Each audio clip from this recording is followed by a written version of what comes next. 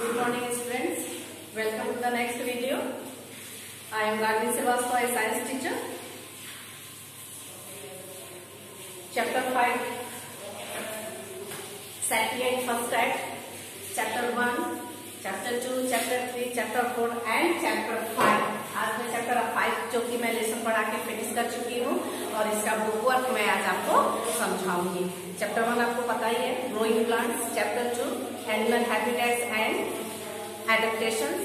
Chapter 3, skeletal system and nervous system. Chapter 4, health and food and Chapter 5, safety and first aid. मैं एक बार फिर दोबारा repeat करती हूँ कि Chapter 1, Chapter 2, Chapter 3, Chapter 4 इन चारों का question answer, short question answer, long question answer मैंने आपको पीडीएफ बना के एनटीएस के साइट पर डाल दिया है। मुझे उम्मीद है कि सारे स्टूडेंट्स जो इसको कॉपी पर नोट कर लिए होंगे और नोट करने के साथ साथ आप उसको याद भी कर लेंगे। ठीक है। चैप्टर 5 जो है वो मैंने आपको safety and first aid, safety के बारे में आपको बताया था। इस चैप्टर में थोड़ा सा मैं आपको सेफ्टी आपको बता देती हूँ, थोड़ा सा सारांश में आपको शॉर्ट में मैं इसको फिर से रिपीट कर दे रही हूँ कि जब आपको सेफ्टी रूल यानी आपको फायर एक्सीडेंट, स्टार्टिंग चैप्टर का जो स्टार्टिंग में आपको फायर एक्सीडेंट यानी आग से आपको कैसे दुर्घटना होती है, किन किन कौन कौन से कारण है जिसकी वजह से ये फायर एक्सीडेंट होता है, एंड इसके साथ मैंने आपको ये भी बताया था कि फायर एक्सीडेंट से बचने के लिए कौन कौन से सेफ्टी रूल को हमें अपनी लाइफ में फॉलो करना चाहिए, ये चीज मैंने आपको बताया था। और उसके अलावा मैंने आपको बताया था फर्स्ट एड के बारे में। नॉर्मल सी बात है कि छोटी मोटी जो भी कट वगैरह है या स्टील बर्न है या फिर आपको बोन फ्रैक्चर है या फिर आपको स्प्रेन है, निमोज वगैरह है, एनिमल्स बाइट है, स्नेक बाइट्स है, इंसेक्ट स्टिंग है एंड नोज ब्लीडिंग, सारे के बारे में फर्स्ट इन सारे की स्थिति मैंने इन सारे एक्सीडेंटों में आपको फर्स्ट एड में प्राथमिक उपचार में हमें क्या करना चाहिए ये चीज मैंने आपको इस चैप्टर में डिटेल्स में समझाया था। प्रीवियस वीडियो में मैंने इसके बारे में आपको डिटेल्स में समझाया था। ओके,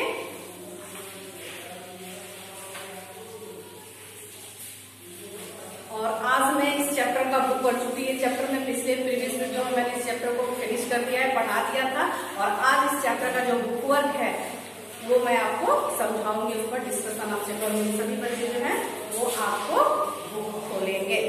ओके, सबसे पहला जो क्वेश्चन है, choose the correct option. Okay, यहाँ दिया हुआ है choose the correct option. First question पर आप ध्यान देंगे, बुक पर ध्यान दीजिएगा। Fire needs dash to keep burning. 4 option इसमें दिया है। फर्स्ट में है एयर, सेकेंड में है वाटर, थर्ड में है आपको स्मोक एंड फोर्थ में है लाइट। जो कि मैंने आपको लेसन में पढ़ाया है, डिटेल्स में आपको समझाया है, तो ये आपको खुद से भी आपको इसको बना सकते हैं कि आग जलने के लिए किसकी जरूरत पड़ती है। हवा की जरूरत पड़ती है कि वाटर यानी पानी की जरूरत होती है, यानी स्मोक या धुएं की जरूरत होती है, या लाइट यानी लाइट की जरूरत होती है। ओके, 4 ऑप्शन में तो लेसन में मैंने आपको बताया था कि आग को जलने के लिए एयर की आवश्यकता होती है, हवा की आवश्यकता होती है। तो फर्स्ट क्वेश्चन के ए में जो ऑप्शन है वो ए है। ए यानी हवा, fire needs air to keep burning. Okay, आप फर्स्ट के ए में आप टिक कर लेंगे। अब आइए नेक्स्ट क्वेश्चन, सेकेंड क्वेश्चन जो है उस पर आप ध्यान देंगे। Nylon and synthetic clothes should not be worn while bursting firecracker while यानी आपको पटाखे के बजाते वक्त, और दूसरा ऑप्शन आपको उसमें 4 आंसर दिया हुआ है, उसमें आपको नायलन या सिंथेटिक क्लॉथ हमें पहनकर पटाखे नहीं फोड़ने चाहिए। और दूसरे ऑप्शन में आपको दे रहा है, फर्स्ट में है गोइंग आउट, सेकेंड में है सिटिंग, थर्ड में है कुकिंग और फोर्थ में है प्लेइंग। तो चैप्टर में मैंने आपको बताया हुआ है कि फायर क्रैकर और कुकिंग यानी खाना बनाते वक्त और पटाखे फोड़ते वक्त हमें सिंथेटिक और नायलन क्लॉथ जो है वो नहीं पहनना चाहिए। तो देखिएगा नंबर सी में आपका कुकिंग है, यानी खाना बनाते वक्त और पटाखे फोड़ते वक्त हमको नायलन या सिंथेटिक कपड़े नहीं पहनने चाहिए। ओके, अब आइए next question. In case of minor burns, keep the burnt area under. यहाँ देखिएगा ऑप्शन में दिया है 4 ऑप्शन। फर्स्ट में है हॉट वाटर, सेकेंड में है कोल्ड रनिंग वाटर, थर्ड में है बॉइलिंग वाटर और फोर्थ में है शॉर्ट सॉल्यूशन। तो in case of minor burn यानी हल्का अगर आपका जल गया है, बॉडी के किसी पार्ट में अगर हल्का जल गया है, तो उस स्थिति में आपको फर्स्ट एड में उस बर्न एरिया पर हमें फर्स्ट एड में क्या करना चाहिए। तो चैप्टर में मैंने आपको पढ़ाया था, फर्स्ट एड में आपको बर्न वाले जगह पर हमको क्या करना चाहिए। तो सबसे पहले कोल्ड वाटर कुछ समय तक लगातार उस जगह पर हमें गिराते रहना चाहिए। उससे क्या होता है कि ठंडा पानी लगातार वो जले हुए जगह पर आप लगातार कुछ देर तक अगर आप गिराइएगा तो जो जलने से जो जलन जो होता है उसमें आपको रिलीफ मिलती है, राहत मिलती है। तो बी के ऑप्शन में है कोल्ड रनिंग वाटर। तो 3 क्वेश्चन के बी में ऑप्शन कोल्ड रनिंग वाटर है, उस पर आप टिक कर लेंगे। ओके, फोर्थ जो क्वेश्चन है उस पर आप ध्यान देंगे। Rabies is caused by, rabies जो हमने आपको लेसन में बताई थी कि एनिमल्स बाइट, जिसमें कुछ आपको आवारा जानवर होते हैं जैसे डॉग, कैट, मंकी, इनके काटने से डेंजरस एक डिजीज है जिसको हम लोग रेबीज के नाम से जानते हैं। रेबीज नामक खतरनाक बीमारी होती है। क्यों होती है? तो इन एनिमल्स के जो माउथ में जो सलीवा होता है, लार जो होता है उसमें जर्म्स पाए जाते हैं और इस एनिमल्स के काटने के क्रम में इनके सलाइवा जो है वो बॉडी में एंटर कर जाते हैं, प्रवेश कर जाते हैं, जिसकी वजह से रेबीज नामक डेंजरस बीमारी होती है। तो यहाँ क्वेश्चन में पूछ रहा है कि rabies is caused by, 4 option दिया हुआ है। फर्स्ट में है स्नेक बाइट्स, सेकेंड में है एनिमल बाइट्स, थर्ड में है गैस लीक एंड फोर्थ में है फ्रैक्चर। तो बता ही मैं दी हूं कि एनिमल्स बाइट यानी डॉग, कैट एंड मंकी के काटने से रेबीज नामक बीमारी होती है। तो 4 के क्वेश्चन में आपका जो बी नंबर जो है एनिमल्स बाइट, ये इसका सही ऑप्शन होगा, सही आंसर होगा। ओके, अब ये चूज द करेक्ट ऑप्शन का जो लास्ट क्वेश्चन है, क्वेश्चन नंबर 5, विनेगर और lemon juice can be applied for insect sting. मैंने ये आपको फर्स्ट टाइम में मैंने इस टॉपिक को पढ़ाया था। तो किसके काटने पर आपको सिरका या नींबू के जूस का इस्तेमाल किया जा सकता है या अप्लाई किया जा सकता है? तो आपको आंसर में यहाँ दिया हुआ है, 4 आंसर है। फर्स्ट में है बी स्टिंग यानी मधुमक्खी के काट डंक मारने पर, सेकेंड में बी में है बर्न यानी जलने पर, थर्ड में है वास्प स्टिंग यानी हड्डा के डंक मारने पर, फोर्थ जो है वो आपको कट से यानी कटने पर। तो आपको first aid for sting insect sting में मैंने आपको बताया था कि बी यानी मधुमक्खी के काटने पर आप टूथपेस्ट या आपको बेकिंग सोडा का पेस्ट या टूथब्रश जिनसे आप दांतों की सफाई करते हैं, टूथपेस्ट या बेकिंग सोडा का पेस्ट बना के आप मधुमक्खी के काटे हुए जगह पर आप उस एरिया पर आप अप्लाई कर सकते हैं, यूज कर सकते हैं। और हड्डा वास्प स्टिंग में यानी हड्डा के काटने पर वहां पर आपको लेमन जूस यानी नींबू का रस या सिरका इस्तेमाल कर सकते हैं। तो यहाँ क्वेश्चन में पूछ रहा है कि सिरका और नींबू का जूस जो है वो आपको कब अप्लाई किया जा सकता है? तो सी के ऑप्शन में जो है वो वास्प स्टिंग यानी हड्डे के काटने पर हमें नींबू का रस या सिरका का अप्लाई करना चाहिए। ओके, अब आइए क्वेश्चन नंबर बी। आप बुक पर ध्यान देंगे, fill in the blank. Question जो बी है वो है फिल इन द ब्लैंक। ठीक है, आइए आप क्वेश्चन को पढ़ेंगे। फर्स्ट क्वेश्चन जो है वो dash can causes fire out burst. आपको यहाँ 2 ऑप्शन दिया है, फायर इंजन या इलेक्ट्रिकल फॉल्ट। तो आपको इलेक्ट्रिकल फॉल्ट या फायर इंजन का इस्तेमाल फायर फाइटर यानी दमकल कर्मी, फायर फाइटर यानी दमकल कर्मी जो है वो आपको मेजर फायर यानी जब आपको आग अगर बृहद रूप से लगा हो तो उस समय हम आपको फायर स्टेशन में इंफॉर्मेशन देकर फायर फाइटर जो है इंफॉर्मेशन देते हैं। तो पास में जो भी आपको दमकल कर्मी जो है जिनको हम लोग इंग्लिश में आपको फाइटर्स करते हैं, वो फायर इंजन लेके आते हैं और आग पर काबू पाते हैं। तो यहाँ क्वेश्चन कह रहा है कि dash can causes fire out burst यानी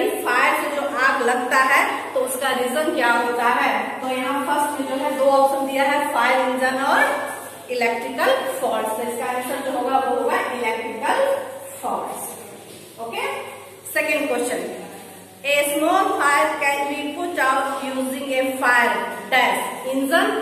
और सेकेंड फर्स्ट जो ऑप्शन में दिया है वो है इंजन और सेकेंड ऑप्शन में है एक्सटिंग्विशर। तो स्मॉल फायर, इसका लेसन में मैंने आपको बताया हुआ है कि स्मॉल फायर जब लगे तो एक स्पेशल इंस्ट्रूमेंट जो आता है जिसको हम लोग वन वर्ड में फायर एक्सटिंग्विशर कहते हैं, गुशर कहते हैं, उससे आग पर काबू पाया जा सकता है। वो पतला सा लंबा छोटा सा आपको सिलेंडर नुमा होता है जिसको हम लोग वन वर्ड में फायर एक्सटिंग्विशर कहते हैं, जिसकी मदद से छोटे मोटे जो आग लगते हैं उस पर आसानी से काबू पाया जा सकता है।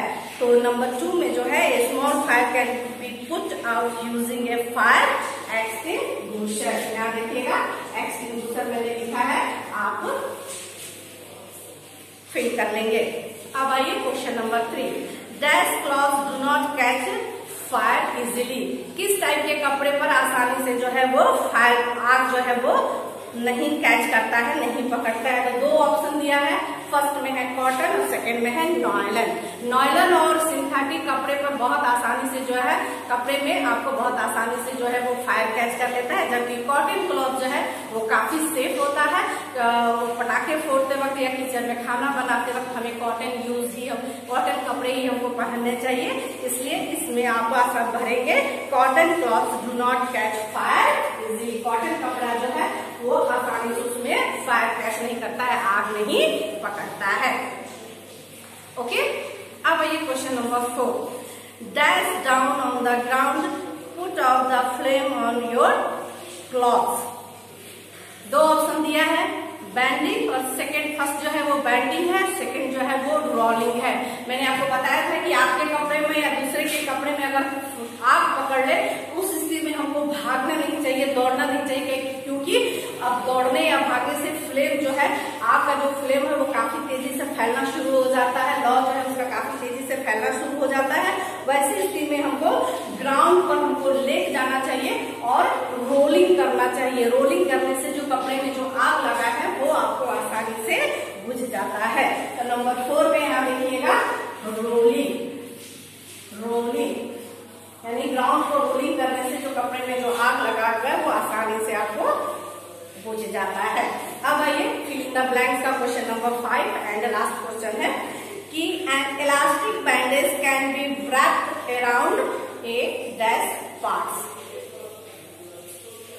फ्रैक्चर, 2 ऑप्शन दिया हुआ है, फ्रैक्चर एंड स्प्रेन। फ्रैक्चर का मतलब हड्डी में अगर क्रेक हो जाए या आपको क्रेक हो जाए या आपको ब्रेक हो जाए, यानी हड्डी टूट जाए या आपको दरार पड़ जाए, उस स्थिति में स्प्लिंट, वो एक बड़ा सा कार्डबोर्ड हो या पतला सा लकड़ी का जैसे प्लाईबोर्ड वगैरह उसका पतला सा खंची जैसा बनाकर जिस जगह पर आपका मान लीजिए कि आर्म्स का मतलब कि बोन फ्रैक्चर कर गया तो वहां सपोर्ट के रूप में इसको डालकर हम बांध देते हैं ताकि हड्डी जो है वो मूव नहीं करे, क्योंकि हड्डी मूव करने से परेशानी जो है वो बढ़ जाती है।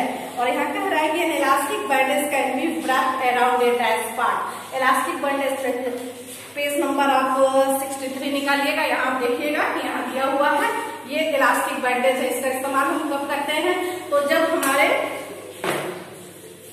हड्डी में मोच आ जाए, स्प्रेन मतलब होता है मोच आना, जब हड्डी में मोच आ जाए वैसी स्थिति में मार्केट में आपको इस इलास्टिक बैंडेज मिलता है, उस मोच वाली जगह पर उस बैंडेज को अच्छे से हमें लपेट देना चाहिए। तो यहाँ जो है वो नंबर 5 क्वेश्चन जो है उसमें हम स्क्वेयर फिल करेंगे, यानी हड्डी के मोच आने पर हम आपको इलास्टिक बैंडेज जो है वो लपेटते हैं। ओके, अब आइए question number C, match the following. हमको मैच कराना है, यहाँ देखिएगा कॉलम ए और कॉलम बी दिया है, तो कॉलम ए को का आंसर जो है वो कॉलम बी में है, उसको सही सही हम उसे मैच कराना है। तो फर्स्ट जो क्वेश्चन है वो है बैंडेड। बैंडेड हैंडीक्राफ्ट आप कब यूज करते हैं, तो जब आपका कट हो जाए उस स्थिति में हम बैंडेज यूज करते हैं। ओके, सेकंड में है ब्लिस्टर, यानी जब मेजर जब बर्न हो जाता है, मेजर जब जल जाता है तो देखेंगे कि ब्लिस्टर यानी फफोले जैसा आपका आ जाता है, उसके अंदर आपको पानी वगैरह भर जाता है, तो उसे हमें पिन करके नहीं फोड़ना चाहिए, उस जगह पर हमें आपको साफ कपड़ा जैसे है उससे हमको लपेटना